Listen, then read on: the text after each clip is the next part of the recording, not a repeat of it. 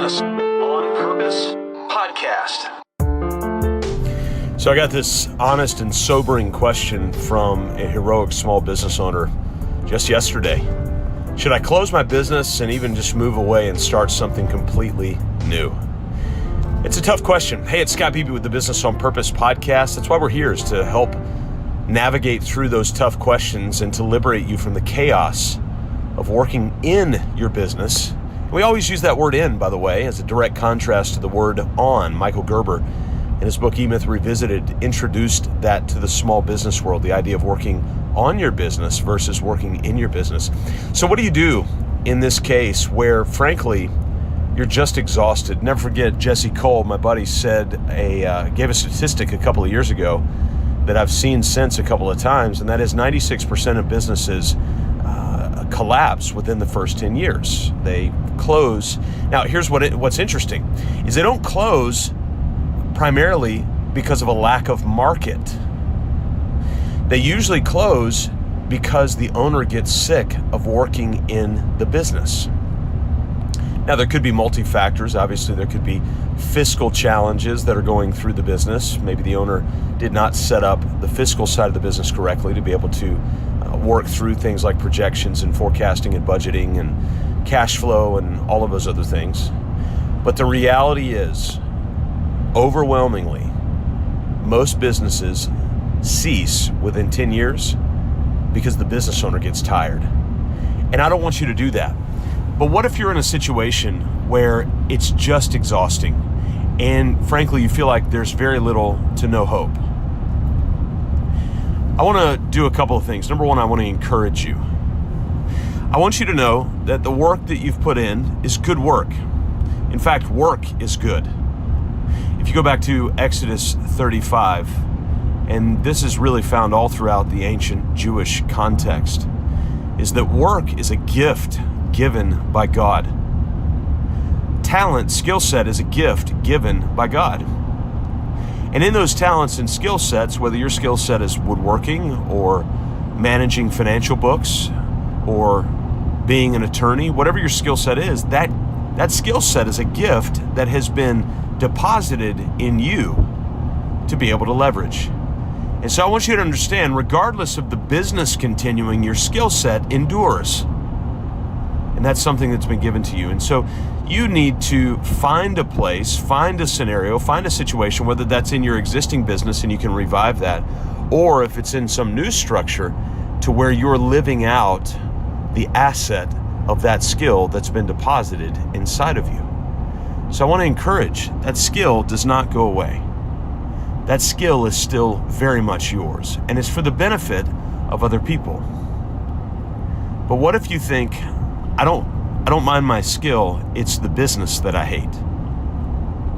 First thing that I want to ask you is, could you go back and refresh the business? Could you go back and put in the hard work? Do you want to put in the hard work of refreshing, rebooting, recapturing the joy that you had in the business? Of attracting customers and clients, serving customers and clients, leveraging your skill set to serve customers and clients? Could you recapture that? If you've written out a vision, mybusinessonpurpose.com/vision, we offer that tool completely for free. If you've written out a vision, I want you to go back and review your vision. Do you have any joy in the vision that you've written? Go back and confront that vision and find out if you've got joy in it. In fact, even if you're not considering closing your business down, I think it's always a good idea.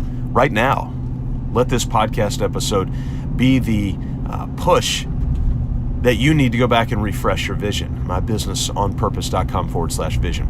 So go back and review that. The next thing after that, depending on what your take on that vision is, maybe you need to print out an entirely new vision template and start from scratch and ask that you have eyes to see, ears to hear, and a heart to understand.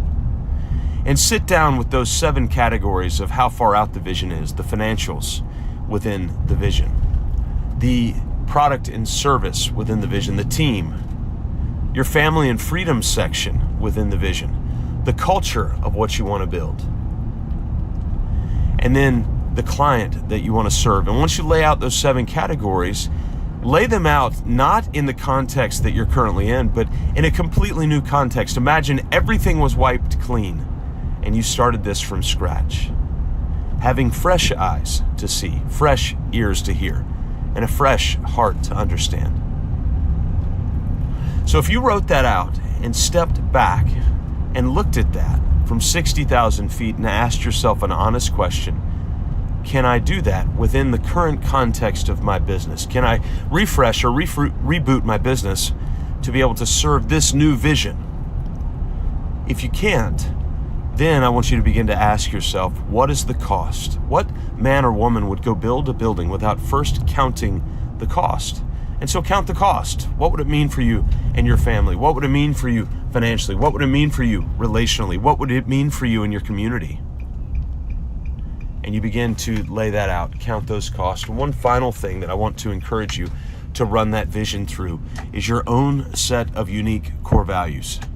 Those core values that you lay out, these 3 or 4 or 5 key principles, not just integrity, responsibility, but what things are unique to you. We just had a home builder out of San Francisco the other day, leveraged one of his core values of magnetic.